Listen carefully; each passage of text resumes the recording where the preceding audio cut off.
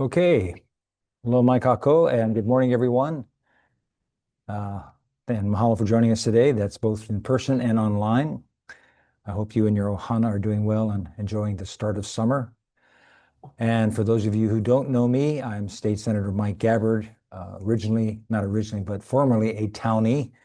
Owned a home in Kalihi and then moved over to Kukui Plaza. And then in 2002, finally got smart and moved out to the west side. So our family has lived in Kalaeloa, AKA Barbers Point, since 2004. I was on the Honolulu City Council from 2003 to 2005. And since 2006, I've been in the state Senate, representing Kapolei, Makakilo, Kalaeloa, Honokai-Hale, portions of Fernandez Village, Ewa, and part of Kolina as well. Yeah, kind of late for our May meeting. We've been on the mainland. We were there for 10 days with Tulsi, my daughter, and her husband, Abraham, who you may have seen in the news, has got a rare form of cancer, bone cancer, which has caused Tulsi to resign from her position as DNI, Director of National Intelligence. So it was time well spent, and so appreciate your thoughts and prayers going towards Abe and Tulsi's way. A couple of quick housekeeping things before we continue. As many of you know, I call these meetings listen story meetings because my goal is to listen to you guys and just find out what's going on, and just our staff working together and just trying to do whatever we can to help you with whatever concerns or issues that you have. So usually my meetings include a brief legislative update, community updates, and sometimes a guest speaker, and then we open it up for discussion. But twice a year, and today's one of them, once at the beginning of session and once at the end, the format changes. I do most of the talking. And so the 2026 legislative session, it ended on May 8th. So in today's meeting, I'll be giving a pretty comprehensive legislative wrap-up. There's a massive amount of information to cover today, so there's not going to be much time for Q&A. I do want to encourage you to write your questions down, ones that you have maybe not related to the legislative session, but whatever it is, or the ones that you have on some of the bills that I'll be bringing them up. And then you can either call and leave a message on my phone, office phone, or send an email, and then we will do the follow-up. Okay, and for those of you who have not attended, the restrooms are located right out the store to the right. Just follow it down to the cafeteria. I guess there's a big food bank, some kind of food drive day today. That's what all the folks are. And then one thing I always encourage people to do is to check out the legislature's website. That's capital.hawaii.gov. That's capital with an O, not an A. Because if you want to find out any information about bills, whether, who introduced them, the testimony, everything that you want to know about bills, right, is right there. And then, it's a very helpful resource. And so, for example, I'll be covering a lot of the bills today, and if I don't get into enough detail about a particular bill, please go to capital.hawaii.gov, punch in the bill number, and then you'll be all set. And at this time, I'd like to introduce my team that keeps the office running. That's Meg Turner, my office manager in the back. She's been with me for 12 years, and Meg keeps everything moving from committee work to day-to-day operations. And she's in the back helping with Zoom. Happy to have you, Meg. And then Melanie June, she serves as my community liaison, has been with me for 2 years now and works closely with many of you on district concerns, events, and community outreach. And so she'll be running the slideshow today and taking notes. So let's jump right in and take a look at the 2026 legislative session. And keep in mind, there were over 2,400 bills introduced this past session. So the ones I'm going to highlight today are not the same ones that other legislators would highlight. We don't get together and say, these are the most important ones or these are the least important. This is just, I went through and made a list of my own. And again, if you're interested in more details, go to the website and you'll find out all you need to know. So as you can see on this is an updated newsletter from the one that you got online.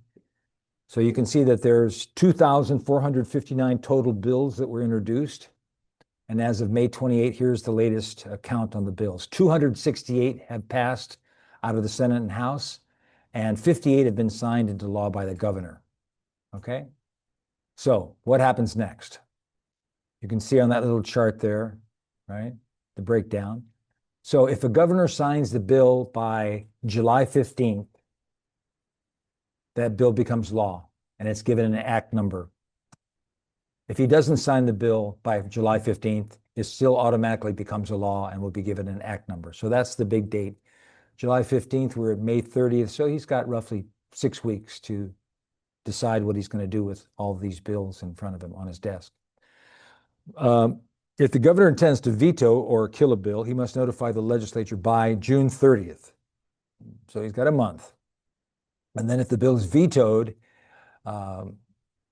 the legislature has an opportunity to override his veto by 2/3 of a vote in both the House and the Senate. And then the House and the Senate would have to convene a special session to consider any veto that he decides to come up with. So again, that's July 15th, major deadline, major date. So stay tuned on these bills. It's not over yet. All right, so I just finished my 10th year as the chair of the Senate Agriculture and Environment Committee, and normally at these wrap-ups, I would start off with those ag and environmental bills at the very beginning, but I decided to change it around this year since there are a few bills that are kind of stuck out that are non-AEN or agriculture environment that I wanted to touch on first. So now remember, if I say the act number, if I say you hear the word act, that means the governor has signed it into law, okay? So the first one is SB 3125, Act 24. And by the way, instead of identifying bills by their number, which usually don't mean anything to anybody, just having to memorize all these different numbers, right? We like to give them little nicknames. So the nickname we gave this bill is the Millionaire's Tax Bill. And for obvious reasons, this bill, SB 3125, Act 24, it's a major tax reform package that's signed into law to help resolve the state's projected budget shortfalls of nearly $3 billion. And so, the goal was to try to provide some relief for local families who are already dealing with high costs for housing, gas, groceries, electricity, insurance, and everyday living here in Hawaii. So it balances the state revenues by creating a new tax bracket for high earners while preserving tax cuts for working class families and scaling back renewable energy credits. And so this introduces a new 13% income tax bracket targeting our top earners. And it applies to joint filers earning more than $1 million, heads of household earning over $750,000, and single filers earning over $500,000. So it's a marginal tax bracket. I had to look that up. I'm not a big tax guy, right? Some of you are already nodding your head, you know what that means. But if you don't, it means that 13% only applies to the portion of your income above the $1 million threshold. So for example, if your taxable income is $1,200,000, then only that $200,000 would be taxed at 13%. You'd pay an additional $26,000, okay? And this, again, this preserves most of the income tax relief that we all got in 2024 with those tax cuts. That was Act 46 for low and middle income households. And so the protection for lower and middle incomes, it maintains future tax cuts for single filers under $175,000, heads of household under $262,500, and joint filers under $350,000. Now, in addition to the bill, it significantly alters the Renewable Energy Technologies Income Tax Credit, more commonly known as the solar tax credit, right? It caps that credit immediately, an effective 60 to 70% cut reduction, and it adds aggregate statewide caps and mandates a complete phase out of the credit, of that tax credit by the year 2030. I know we've gotten some calls about that. People are very concerned about that because they were looking forward to either filing or how it would adjust to whatever they have right now. But other tax adjustments, it repeals future adjustments to income tax brackets and puts phase out or sunset dates on several corporate and high tax credits. But again, the overall goal was to protect essential public services like healthcare and SNAP or supplemental nutrition assistance programs while continuing support for working families and high costs for housing, food, and utilities. Next, SB 2471, Powers of Artificial Persons. This is Act 11. Let me give you some background on this one. There was a landmark Supreme Court ruling in 2010 in the Citizens United decision, and struck down there were restrictions on independent political spending by corporations, unions, and nonprofit groups. It was a 5-4 ruling, and it determined that the government cannot limit such expenditures because political spending is a form of protracted free speech under the First Amendment. That was their ruling. So this goes back to a couple of years earlier in 2008. The Citizens United, that's a conservative nonprofit group. And at that time, Hillary Clinton was running for president, and they produced a movie called Hillary the Movie, which was some of you are nodding your heads, you may have seen it, highly critical of then Senator Hillary Clinton. And so under what's called the Bipartisan Campaign Reform Act, corporations and unions were largely prohibited from funding electioneering communications too close to an election. So what Citizens United did, they challenged that constitutionality of that ban, and the case ultimately reached the Supreme Court, which, as I said, 5-4 ruled in the favor of Citizens United. So the court held that political speech is indispensable in a democracy, regardless of whether the speaker is a natural human being or an incorporated entity. And so it wasn't, to clarify, independent expenditures versus direct contributions. The ruling had made a distinction between giving money directly to a candidate's campaign and spending money independently to advocate for or against a candidate. So while direct contributions to individual candidates remain strictly limited, the court concluded that the independent spending does not pose a sufficient threat of corruption to justify restricting free speech. Right. Chuckle, chuckle. By striking down that federal ban on independent corporate and union expenditures, the decision, it opened the floodgates for, guess what? Billions of dollars to enter the political landscape. First, right, super PACs. That ruling paved the way for super political action committees, which can raise and spend unlimited sums of money from corporations, unions, and wealthy individuals to influence elections, provided they do not coordinate directly with the candidate's official campaign, right? So as long as you don't tell the candidate you're going to do that, you can just throw all this money into this and go from there. So that was one thing, one impact. Also, what's called dark money. Because of loopholes in disclosure requirements, certain nonprofit organizations, they can spend large sums on elections without publicly revealing the identities of their donors, which is interesting, leading to a rise in untraceable dark money. Okay, so SB 2741, Act 11 says that in Hawaii, corporations are creations of the state. They're not real people. See, this is important because Hawaii is the first state in the country to actually challenge Citizens United.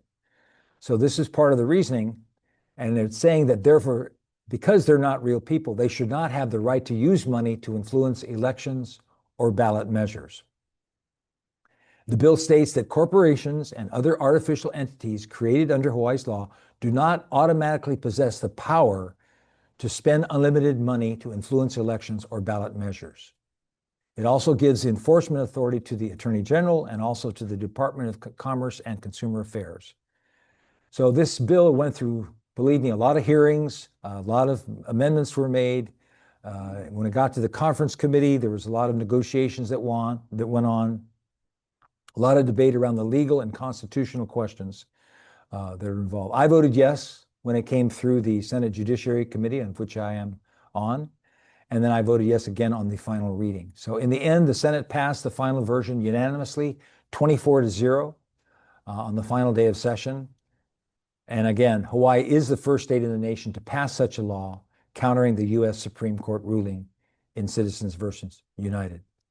So again, it does not try to overturn the U.S. Supreme Court's ruling, but instead it takes it's an interesting legal approach by redefining the powers of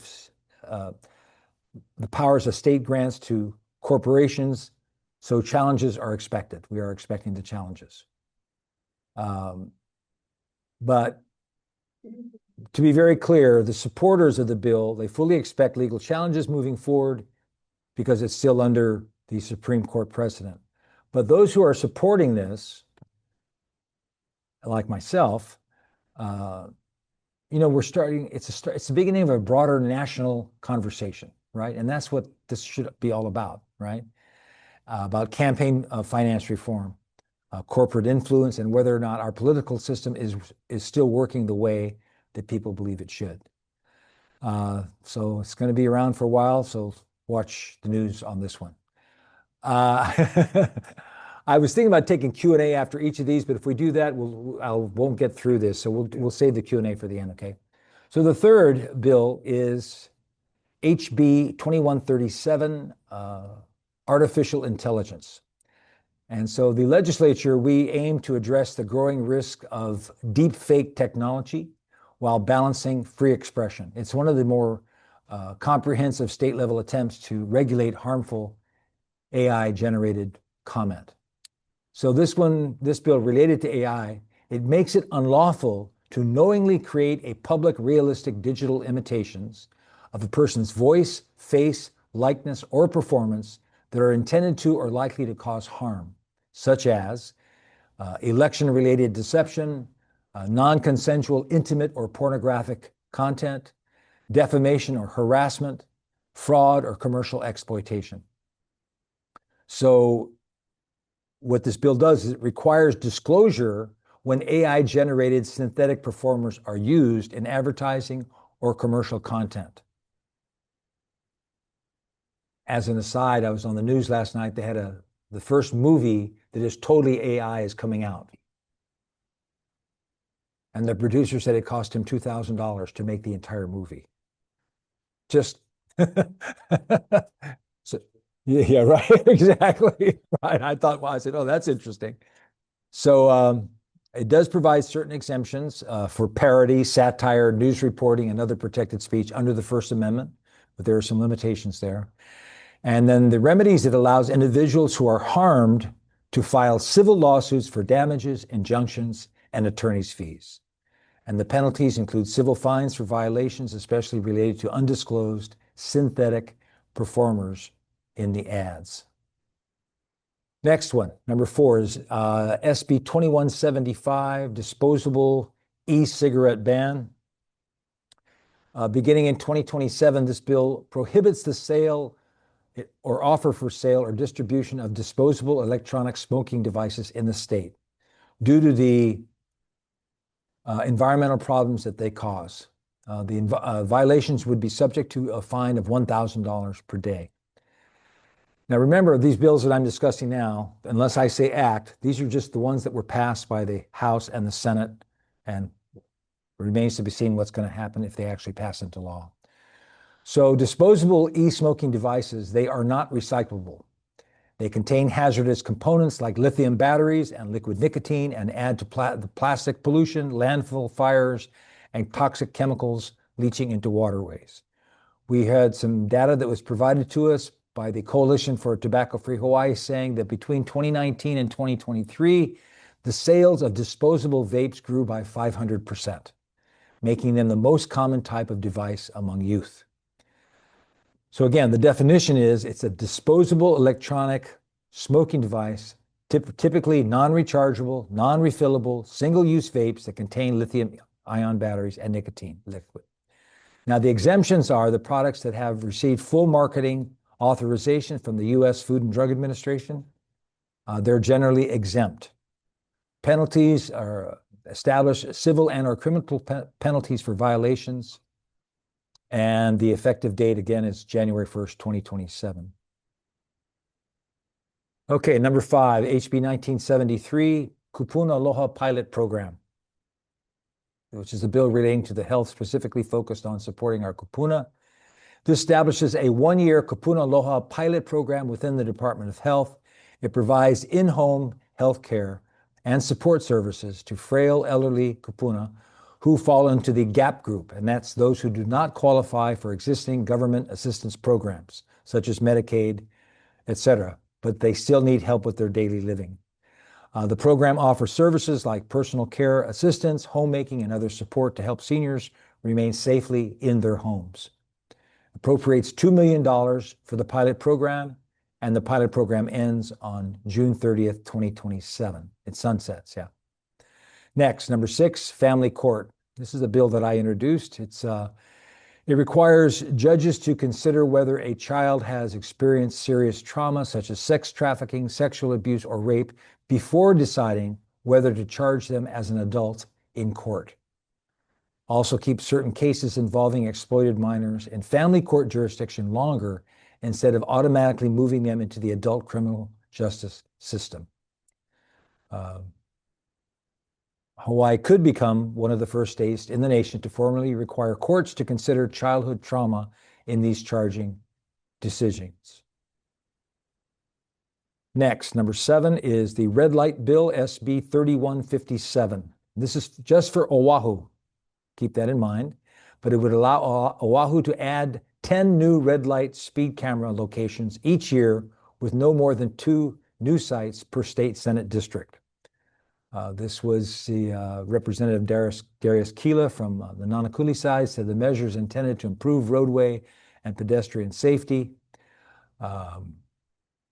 Also allowed speed cameras at other high-risk locations, not just intersections with existing red light cameras. Since the red light cameras were launched in 2022, 4 years ago, the program has generated about $763,000 in fines.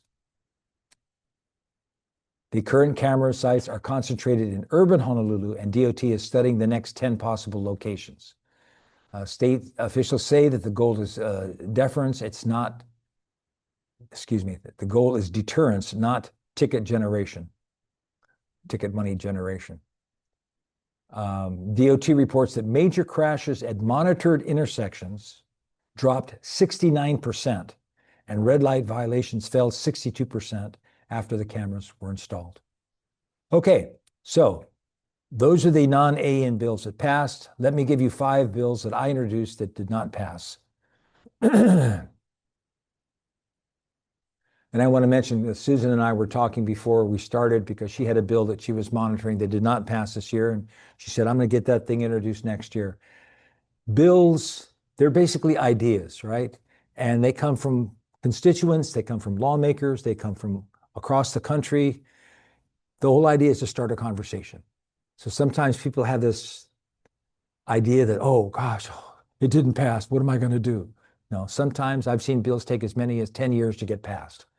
Hopefully it doesn't take that long, but it's a conversation and you're talking to folks, talking story, getting people to support the bill, et cetera, find out who opposes the bill, talking to them as well, et cetera. So this one here are ones that failed. The SB 2924, Kanahili Community Hale. So this appropriated capital improvement project, this is CIP funds, to DHHL, Department of Hawaiian Homelands, for infrastructure development in Kanahili Homestead, which is directly across from the shopping center, Kamakanali'i. So it passed, it was referred to the Hawaiian Committee, and then WHAM, the Ways and Means, the Money Committee. Passed the Hawaiian Committee, the WHAM Committee did not pass it. And it funded a new community hale, an access road, and a parking lot in the Kanahili Homestead. The cost was $15 million. And then I'll go into a little bit more detail about CIP projects later on, if we have time. But this was one of my top 3 CIP projects. Each senator gets to submit 3 CIP requests, and this was one of them that did not make it. Number 2, aloha. There they are. That's okay. Number two, again, bills that did Gabbard bills that did not pass. This is SB 2104 on the general excise tax. This implemented a phased repeal of the state general excise tax, which is 4.172% on the sale of groceries and non-prescription drugs in the state. In other words, a lot of folks that come from the Maine and say, yeah, you guys pay tax. That's like on food, that doesn't, and medicine, that doesn't make any sense. I introduced a bill to have a conversation about this. It was referred to the Health and Human Services and the Energy and Intergovernmental Affairs Committee, a joint committee. They chose not to hear the bill, so it did not even make it to the Ways and Means Committee. So yes, this prohibits counties from establishing county surcharges on the state general excise tax on gross income or gross proceeds from the sale of groceries and non-prescription drugs in the state. Next, number three, emergency preparedness, SB 2109. This requires the Hawaii Emergency Management Agency, or HEMA, to develop and implement a statewide public education and communications program to promote household emergency preparedness consistent with the agency's 14-day essential supplies recommendation. So this requires the governor or mayor of a county to provide also an American Sign Language interpreter during each official live broadcast during a state of emergency.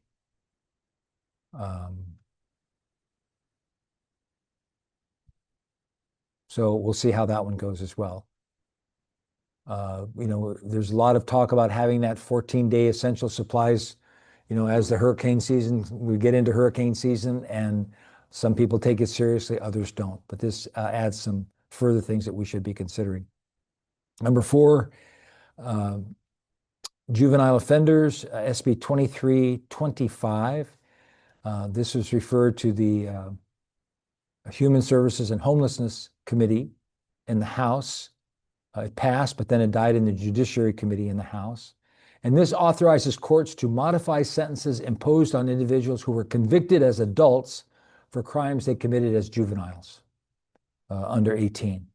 It allows a court to reduce or modify a sentence if certain conditions are met, the person has served a significant portion of the sentence, and the court finds that the defendant is not a danger to the safety of any person or the community. So again, this is a juvenile justice reform measure. Give courts more flexibility to revisit overly harsh adult sentences given to youthful offenders. And number five, SB 2480, primary elections. This was introduced by myself and referred to only one committee in the Senate, and that's the Judiciary Committee. What this bill does, it allows voters in a primary or a special primary election to vote for any candidate for any office without regard to the voter or candidate's political party preference. Right? Seems like a no-brainer. It's actually, they do this in Washington and California. Takes out the whole party thing and then the top two, whoever the top two are, they move on to the general election and they run against each other. It passed the Judiciary Committee, and the next step is to go to the whole Senate for a floor vote. And then right before the end of session, during one of our caucus, that's where the majority caucus meets together, all the senators, it was brought up. What about this SB 2480, Gabbard's bill about this open primary election? And I was at some other hearing or had something going on. I did not attend that caucus, but apparently the majority of the Senate members have said, let's think about it. We'll take it up next year. So they killed the bill in caucus. So it's called a recommittal. So that if a majority of the senators or representatives want to recommit a bill, recommit means it's recommitted to the same committee, Judiciary Committee, next year, and they can take it up if they want. Okay, and then this one is, you probably saw this on the news, SB 3263, Hawaii Name, Image, and Likeness, or HIL. NIL, Name, Image, and Likeness. Now, this is a program that started in 2021 where college athletes were allowed to be paid by booster clubs, corporations, whatever. And I was reading the other day that some universities are they're taking in like $35–40 million a year to pay their college athletes to perform in whatever sport it is, right? So this particular bill would require UH to transfer $4 million from its tuition and fees special fund, and for the state to allocate $2.5 million from our general fund to establish a permanent student athlete NIL endowment system. I got some phone calls and emails on this one. Wait a minute, my taxpayers are going to be spent paying some quarterback? And of course, the other side of that is if you have collegiate sports and you want to compete, and all these other colleges and universities on the mainland are paying their athletes tons of money, and you don't do that for yours, who wants to come to Hawaii? Well, of course, we've got the climate and the weather, et cetera, right? But money talks. So quite a bit of discussion on this one, and that was one of the main objections, right, was here we are, budget crisis, all kinds of heavy financial things going on, and we want to start paying our athletes, and that was one of the major oppositions. So it failed to pass the final day of our legislative session. The measure, it fell by one vote. The vote was 12-11 on the Senate floor. And the House had already passed it to do this. And again,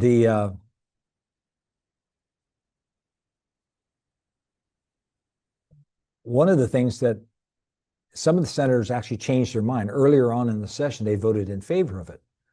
Because, you know, we want our sports teams to win, right? But it came to the last day, and then the chair of the Ways and Means Committee, Senator Donovan Dela Cruz, he got up to speak against the bill. And he didn't give a long speech. He just said, I have a letter here from the athletic director at UH. I'd like to read it. And he just said, thank you, Senate, for all the work that you did on this bill, but it's not ready for prime time. We ask that you vote no on this bill. So there went the bill, right? So again, as I said earlier, doesn't mean it's not going to come back up. The conversation has started. Maybe there's ways we can work on that bill, such as talk to our corporations, talk to the booster clubs and say, if you're serious about this, you guys should start donating more money, right? Okay. And then I want to just jump right into some of the agriculture AEN bills that passed, final reading. First one's really a crappy one. It's on cesspool conversions, literally. But very important, very, very important. HB 1618. And for those of you who don't know what a cesspool is, it's basically a hole in the ground that discharges raw, untreated human waste, okay? And they can contaminate our groundwater, our drinking water, streams, oceans with disease-causing pathogens, algae-causing nutrients, and other harmful substances. Hawaii has about 88,000 cesspools, which is more than any other state in the country. And they release, listen to this, they release about 53 million gallons of untreated sewage into our ground every single day. So there's nearly 50,000 on the Big Island, 14,000 on Kauai, 12,000 on Maui, over 11,000 on Oahu, and about 1,400 on Molokai. So we banned the construction of new cesspools back in 2016. And then Act 125 in 2017, the next year, it mandated that anyone with a cesspool, you have to have it replaced by 2050. Remember now we're in 2026, right? So this bill, 1618, establishes a loan fund to help homeowners upgrade or replace cesspools, provides low interest or forgivable financing through the Hawaii Green Infrastructure Authority. That's a government agency that helps out on green projects like this. And so what choices do cesspool owners have? Number one, they can connect to a county sewer system. Number two, they can install a standard septic tank. Or number three, they can utilize individual wastewater systems like aerobic treatment units. Now, the average cost to upgrade a cesspool to a septic system between $30,000 and $60,000. So you can see why people are having problems, and that's why this bill is to help these folks get rid of their cesspools. And so obviously a large amount of families, they don't qualify for traditional financing. So that's what we're trying to do is help out with the financing. So I was happy to see this make it through both the Senate and the House. The reality is we're not going to meet the 2050 mandate to have them all without people paying for it. And again, it does not mandate the upgrades. It helps the upgrades, helps people make those upgrades by providing low-cost loans for those that qualify. Okay, so Gov, hope you sign this one soon into law. Little side comment there. Number two, the Food and Product Innovation Network, SB 3320. There was in 2025, there was Act 237. It established a statewide food and product innovation network with the Agribusiness Development Corporation, or ADC, to advance value-added manufacturing, exports, and food security. So, this makes it easier for local businesses to grow, sell their products by simplifying the rules, improving their marketing, expanding their markets, so that value-added food products, right? So that you, whether it's, pineapple and papaya jams, Maui hot sauces, Kona coffee, roast, Big Island McNut snacks, whatever it is, it supports local farmers, and reduces food waste. And all, of course, with the Hawaii branding, right? You stick that, right, papaya grown in Hawaii on that label with the hula girl underneath the coconut tree, hey, guess which one they're going to buy, right? So I was stoked to have co-sponsored the FPIN, the Food and Product Innovation Center network. It was at the Capitol this past February, where you had many of the farmers came out with their products and just raise awareness about the importance of doing this. So it was a perfect venue to get people more aware of that. So we'll see what happens with that one as well.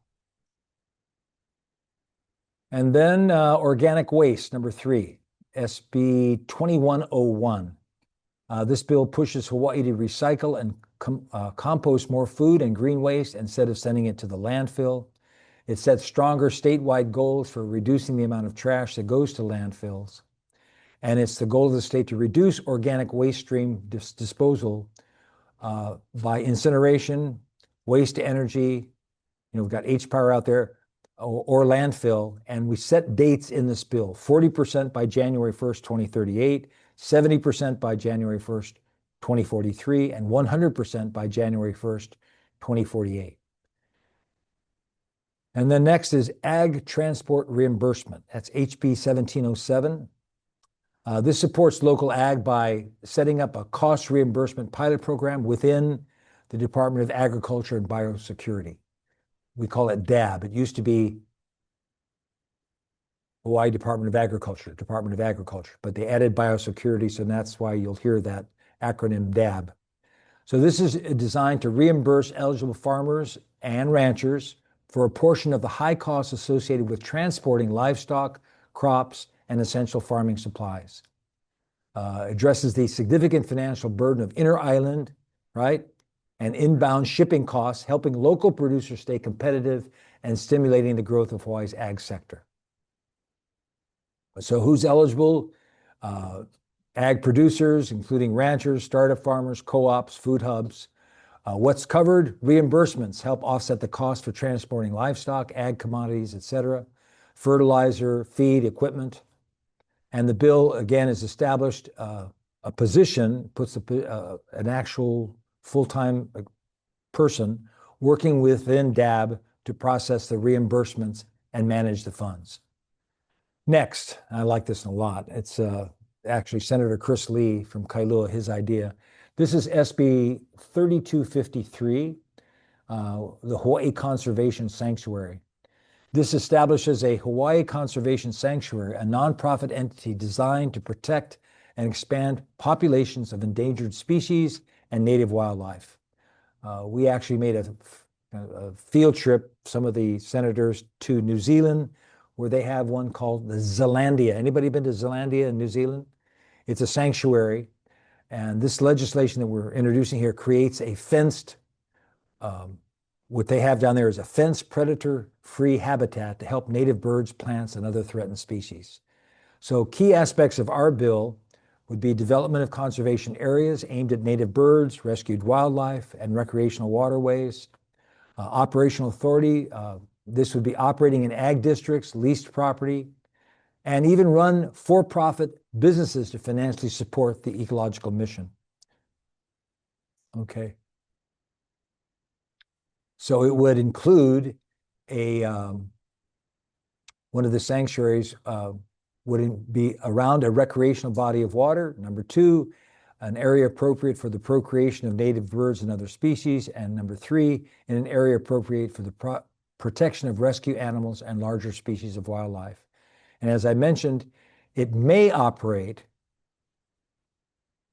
for-profit business enterprises to help fund the program, the sanctuary, to hold or lease property, to enter into contracts to support its mission, and provide for on-site visitor access and accommodation as it deems appropriate to attract and support its mission.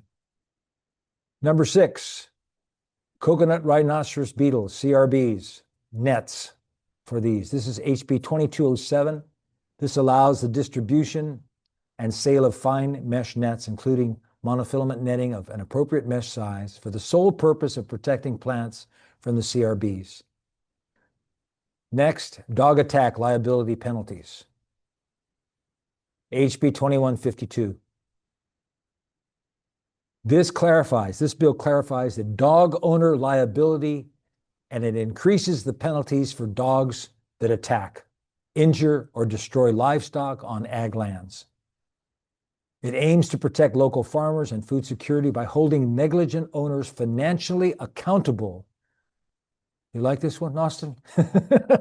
And allowing livestock owners to defend their animals. Key provisions of the bill include strict liability. The dog's owner is held strictly liable for damages, facing a minimum fine of $1,000 for a misdemeanor, and liability for double the value of the injured or killed livestock. Next, as far as livestock protection, it authorizes the immediate destruction of any dog caught in the act of injuring or persistently harassing livestock on ag lands, granting immunity from legal action to the livestock owner or their agents. Next, habitual crimes. The legislation amends existing law to include individuals with repeated civil liabilities for livestock damages as quote-unquote habitual ag crime perpetrators. So given what's happened out on the west side recently,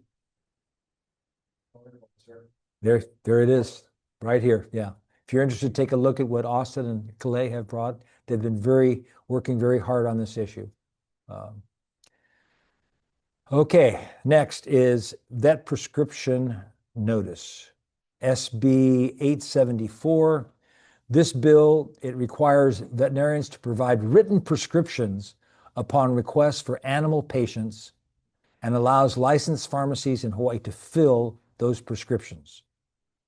So the written prescription shall contain all of the following: the name and address of the prescribing vet, the name and species of the animal patient, the name, strength, and quantity of the prescribed medication, directions for use, the date of issuance, and the vet's signature or equivalent. Next, Ag Grant Program, HB 2246. This bill establishes a new Ag Grant Program revolving fund within DAB to help the state apply for and manage and keep more federal agricultural grant money to support Hawaii farmers and food systems. Now listen to this, just very, very careful. This is the importance of this. Currently, we have a grant writer whose efforts have yielded this result. Since November of 2024, when we hired her, $8.899 million in federal grant funds have been obtained from the USDA, Department of Ag. And an additional, another $5.2 million grants have been applied for that are in the process right now. When I was in Washington recently, I was able to have an appointment with Secretary Brooke Rollins. She is the secretary of the USDA. And I was able to hand her personally the asks from the Department of Agriculture and Biosecurity, the Hawaii Farm Bureau, and the Hawaii Farmers Union, the issues that are important to them. And I asked her personally to please help with these issues. And she assured me that she said, Senator, I'm going to go through line by line each one of these, and I will get back to you how our staff will be trying to help you in Hawaii. So that was really a great meeting that I had. And then Farm Employee Housing, HB 1737, Act 34. The governor signed this one. So this bill, it clarifies and expands ag district land use rules, allowing farm employee housing as an accessory ag use and updating definitions and permitted uses within ag districts. So this one basically is, it modernizes land use laws to allow modest on-site housing. It helps farmers attract and retain employees by streamlining the permitting for housing while protecting ag lands from non-farm speculative development. We've had some issues where farmers have said, yeah, okay, and then and the tourists start to arrive, oh, it's only $100 a night. Oh yeah, okay, come on in. Yeah, so this, yeah, bed and breakfast, exactly. So this takes care of that. Makes several key changes to zoning and housing laws. It explicitly clarifies that farm employee housing is an allowable use within ag districts alongside primary farm dwellings, right? You want your employees to have a decent place to stay, not in a shack or in a tent out back, right? Also, size occupancy limits. Employee structures are generally restricted to under 800 square feet per unit, must be occupied strictly by active ag employees and their immediate families. We're putting this into law, right? Okay? It prevents misuse. The units cannot be used as short-term vacation rentals or be subdivided, converted into separate, non-farm related ownership. And finally, it ensures that ag tourism can still take place on the same property as a farm dwelling, provided the activity is secondary to the farm operation and doesn't utilize the farm employee housing units. So again, I've been chairing this ag committee for 10 years, and believe me, it's become a part of me. And so that's why I keep fighting for these kinds of issues to help farmers and ranchers. And West Oʻahu. We have a bill, SB 2802, that appropriates funds to establish a new Bachelor of Science degree program in ag science at West Oʻahu. It funds a full-time position needed to support the program. And the purpose is to, because we face a shortage of trained professionals in ag, this program is intended to increase local capacity for ag education, support food security, and strengthen the state's ag workforce. The stuff that we don't get to, you have the new updated newsletter. You can go through it. And then again, as I mentioned at the beginning, give us a call, email, and we will give you the information to answer your questions, okay? Since we don't have enough time. There's the budget. Get the pie chart. Also the Senate District 21 highlights. You can see how much money we were able to get from the state for the various programs in our district. And then what I mentioned earlier, capital improvement projects, or CIP. So as I said, each of us get 3 that we can put in, request. And in the Ways and Means Committee, they have make the ultimate decision whether who gets what. And so what we got, number 1, out of the 3 were East Kapolei Elementary School, Kaupea Homestead Perimeter Wall, which was not granted. That was for $60,000 for completion of a 70 linear feet of a wall in Kaupea Homestead. And the third was Kanahili, I mentioned this, the community hale, And that was for $15 million for their Holly and their road and their parking lot. So the way we did it is that I introduced a bill in case the CIP didn't go through. So the bill didn't pass, the CIP didn't pass. So next year we try again. And then we get more of the folks at Kanahele Homestead. Hey, you need to come in and testify. If you can't come in person, you send in. Believe me, and you guys have heard me say this, when a legislator is looking at a bill and he sees 3,000 people have testified in favor of it, believe me, it catches our attention. Right? And there's 6 people opposed. And then when we have the public hearing, the people show up in person, either online or in person, and they testify in favor. It does make a difference. So, so for these 3, yeah, the only one that came through was the $15 million, and that's for East Kapolei Elementary School. Yeah, so that's going to be located. It's on an 11.8 acre site in the Ho'opili district, right? And so, yeah, I'll keep you abreast of the details where that project is going to be going. Okay, so why don't we just I'll open it up for any questions. We can do that for a few minutes, and then, as I said, there's so many bills here. I'm not going to be able to answer any detailed questions that you have on the bills, but. Senator. Oh, yeah. I'm sorry. Wait a second. Before we start, you can go first, Karen. Okay. CIP, I also wanted to mention the update, right? Community updates. So Makakilo Drive, we've changed it from extension to completion. So it's no longer the MDE, it's now the MDC. So we're trying to get that project finished, but anyway,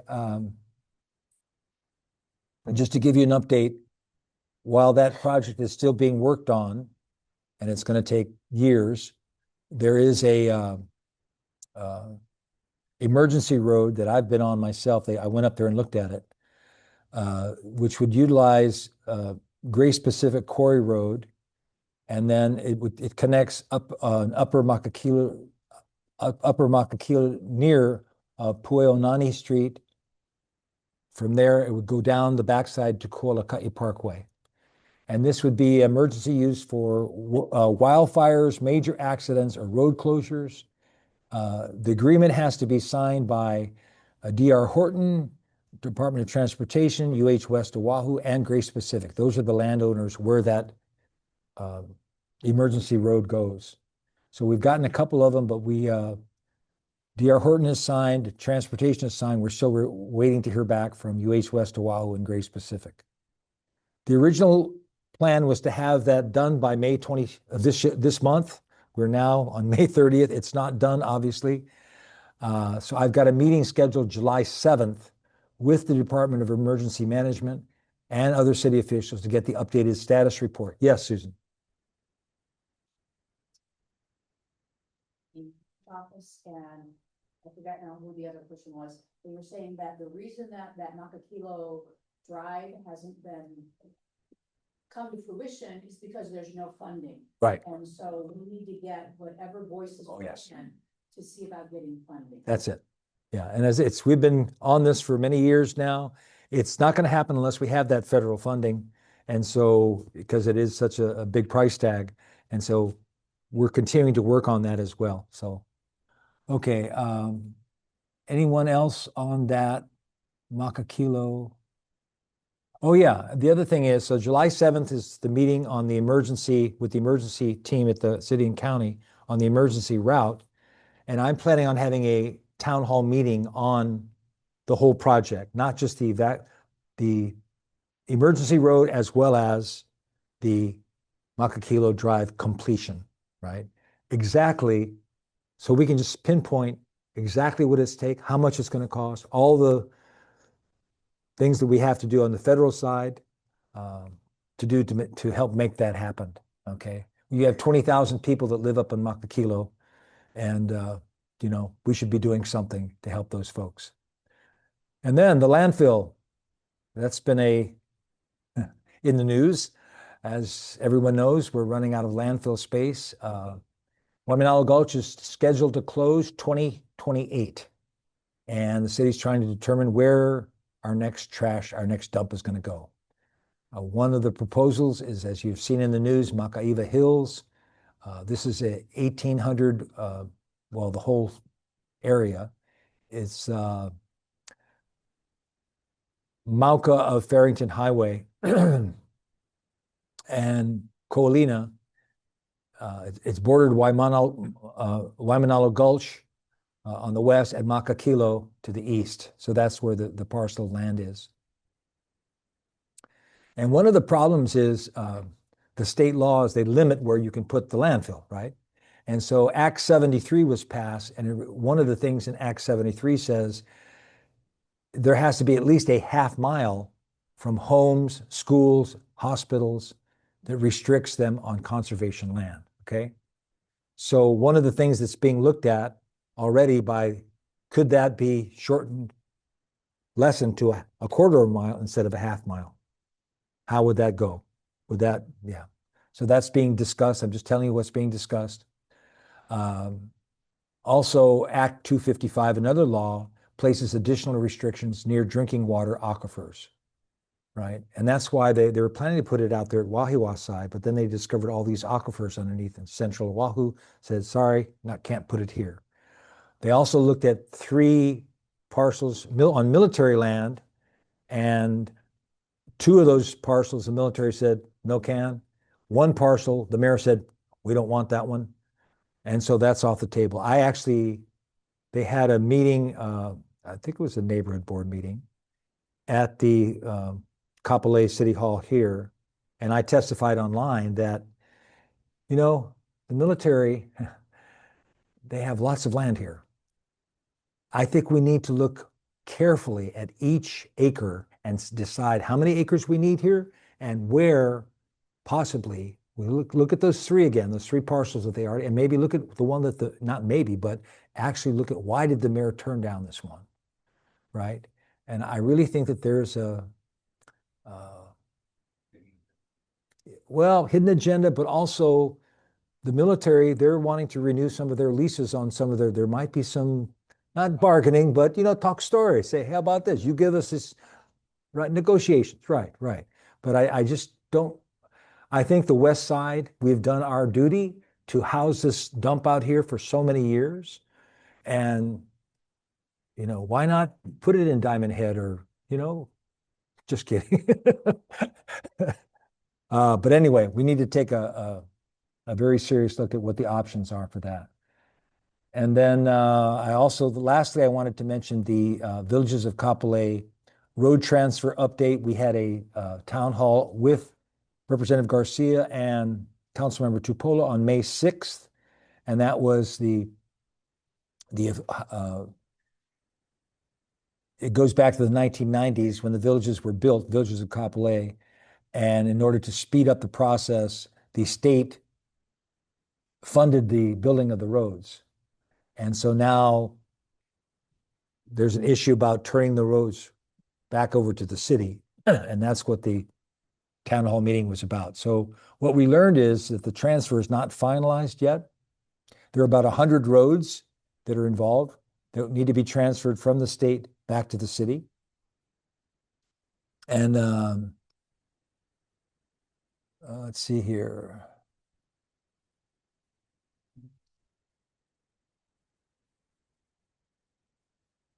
Yeah, so they're still negotiating the final detail. It's roughly a $60 million agreement that would transfer more than 100 roads from the state to the city. So that's still being worked on. And they also brought up at the town hall that app Honolulu 311, you call that on your cell phone, put that app in it can be used to report potholes, broken streetlights, cracked sidewalks, illegal dumping, vandalized broken signs, and whatever. Call 311, you can report it there. And in the meantime, as this is being settled, you can deal with those issues. Okay. Well, wait, I promised Karen. Karen, go ahead.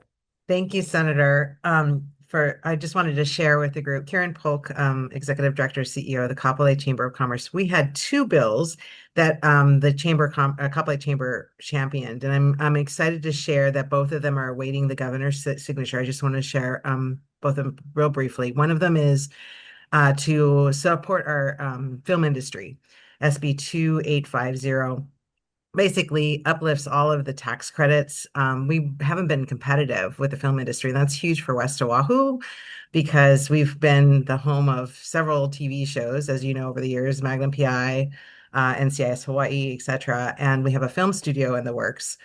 So we really needed it. And so that's going to be huge. We work closely with the Hawaii Film Alliance, and I've been in touch with the governor's office, and it should be hopefully signed in this coming month.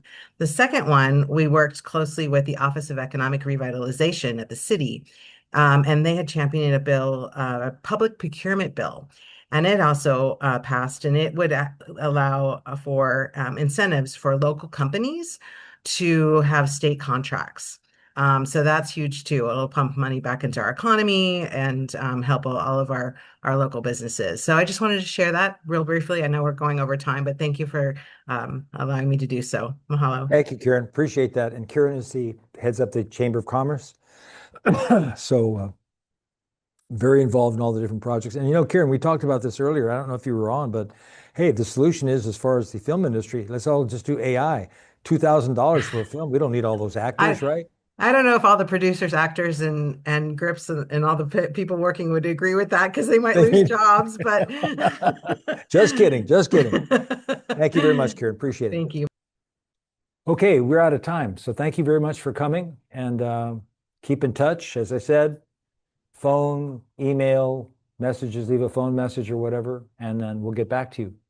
All right. Have a great weekend. Thanks for coming. Aloha.